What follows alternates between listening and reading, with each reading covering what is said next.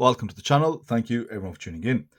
Join me in today's video where I bring you not one, not two, but three watches set to be released by MMI. Now, anytime I do a video on pre-releases, usually there is tons of information to get through, and this is no exception. Especially with this new model from MMI, the Norlight, we have three main variants, and then of course the different colorways and options, so we are going to get into it straight away. Now, if you don't know, MMI stands for Modernization, Modification, Innovation. And they are a Singapore-based microbrand who have already released 4 other models, and I reviewed their last one, which was called the Sky Hunter 38. This model is called the Norlight, taking inspiration from the Northern Lights, the Aurora Borealis, and this is the major aesthetic theme throughout the watch, and they have signified that in some really cool ways, which we'll check out towards later on in the video. So let's start off with the basics. We have a steel watch and bracelet with a flat air-coated sapphire crystal, 100 meters of water resistance, backed up with a screw-down case back, but a push-pull crown. The watch runs the Miyota 9015 movement or the 9039 depending on the variant, and these are date and no date versions of the same high beat movement from Miyota. It's very reliable and extremely accurate in my experience. All above put into a 39.5mm case with a 12mm thickness and a log-to-log of 46.8mm, including the 20mm wide female end links featuring a 5-link brushed and polished bracelet held together by screw-in pins. Now, these prototype models have a flip-lock milled clasp with twin pushers and 5 micro adjustments, but it has been confirmed the production models will have an on-the-fly adjustable clasp. All in all, it's a very decent set of specifications and well-balanced proportions, but what sets these watches apart are the dial options. So let's head over to the website to discover more. So we are on the MMI website, and it's necessary to go on the website to show you all that they have to offer with this new Norlight range.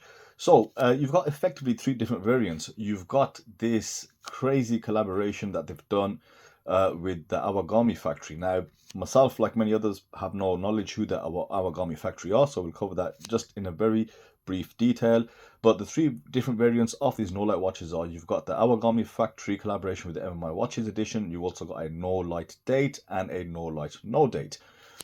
Now, they all feature sapphire dials. So if we go into the first one, which is the Awagami factory cross with the MMI watches, what we'll find is they've done a collaboration with this very, let's say, well-known handmade Japanese paper factory.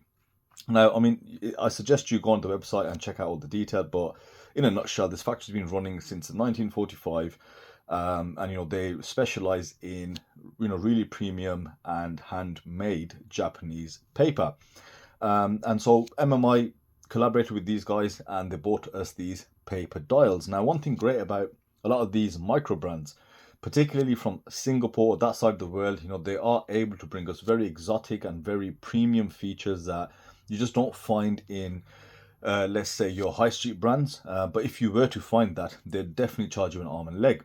So with this paper dial, effectively, I mean, they go through all the different variations I went through and how difficult it was. And one of the great things about these paper dials is that they are extremely thin. So they played about with a few thicknesses with the paper, and they actually came up with what we see, or what I'll show you in hand because I've got the orange version.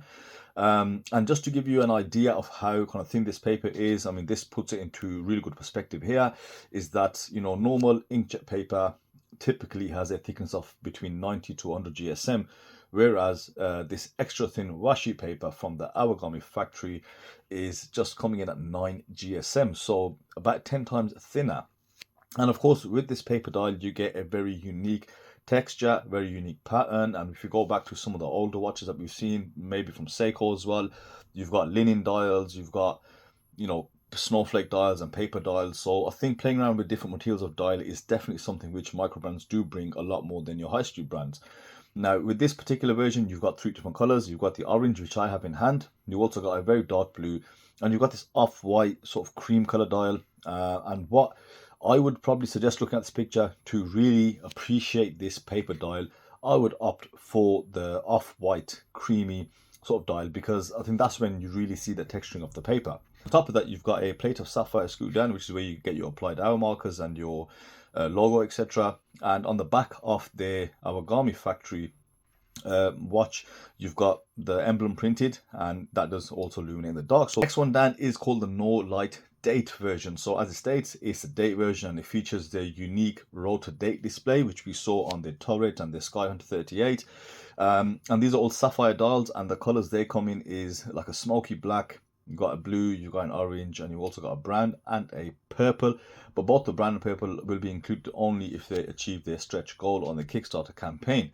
Yeah, with these you could choose any color, right? I've got the blue in hand, which I'll give you guys a closer look at. I'll be interested in the brown. We don't see that many brown dials, and that's something I like to see a lot more of. And of course, you've got the very eye-catching purple.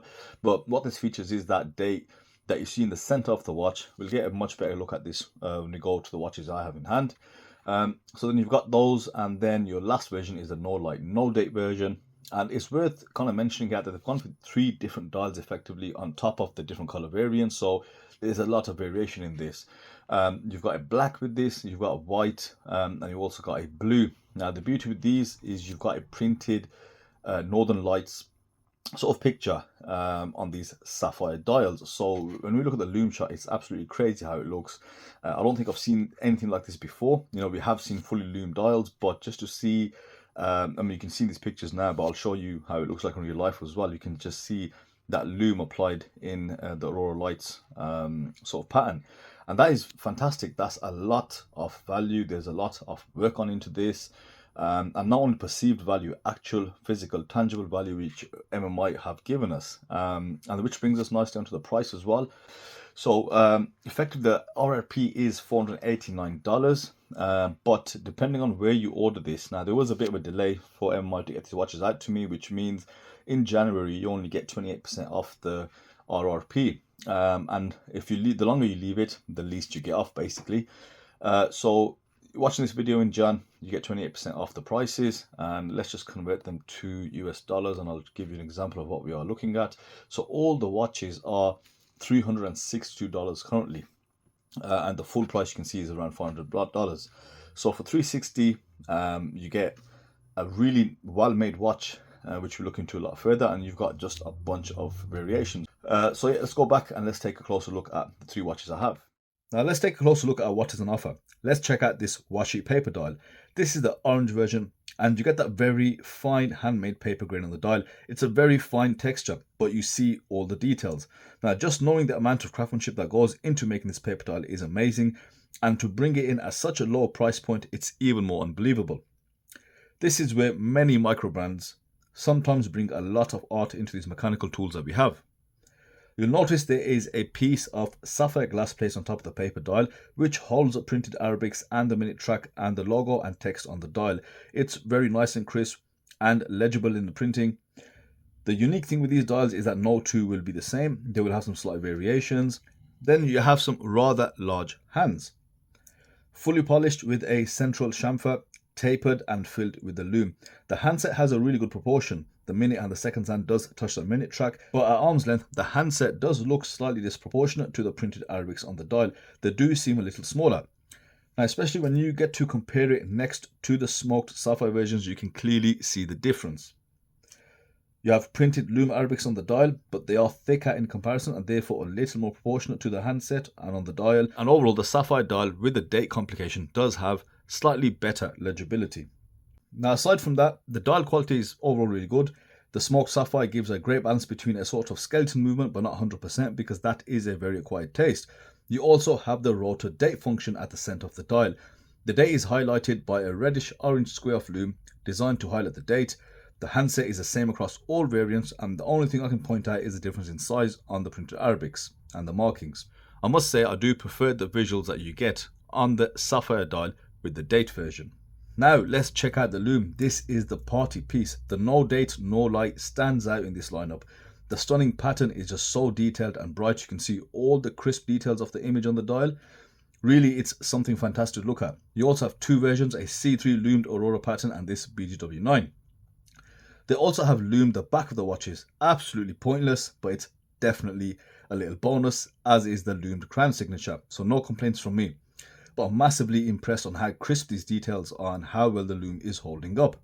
Now on the date version, you have very nice and bright Lume on the Arabics and the handset. The Lume date square is a little dull, but that is expected with the red Lume color they went for.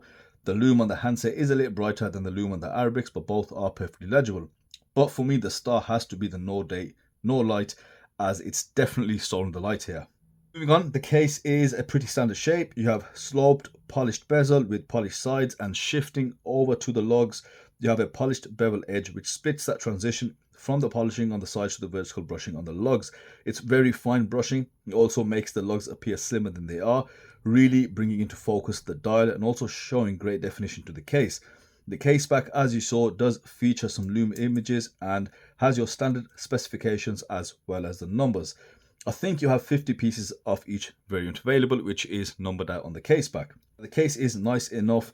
It's pretty orthodox considering the style of the watch, and I only really have one issue with the case, and that is the crown.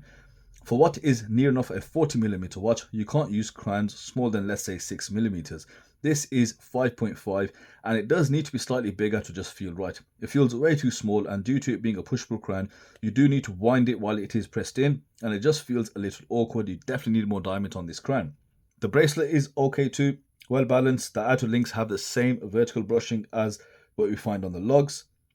The 3 center links are polished. It has pretty good articulation. The small links are finished nicely. You also have the bonus of quick release spring bars and the screw-in links. Now the new update, which is the on-the-fly adjustable clasp, this would be the icing on this MMI cake. The current clasp is not bad though. It's milled, 5 micro adjustments, which is plenty for this watch, and around a year ago this was the clasp to go for. Now overall, the watch does wear really well on wrist. It's got great dimensions. It's not too small and not too large, smack bang in the middle, and it fits great on my 6.5-inch wrist. The 150-gram weight is really well spread out. The lug to lug is just right. It helps it wear better for all wrist sizes. Visually, it also has great appeal no matter which variant you go for.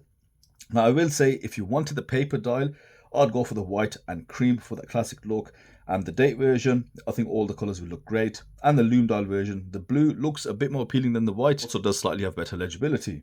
Now, of course, for a really great deal, get them at pre-order, save some money, because spec-wise and just the effort taken and the materials on offer, the loomed patterns, etc., it's definitely packing a great punch, and you get so much value for your money. Like, it's actual tangible value, and I'm very impressed by MMI watches on this Norlight version. Well, that's it for me today. As always, let me know your thoughts below, guys, and I will see you on the next video. Thank you for watching.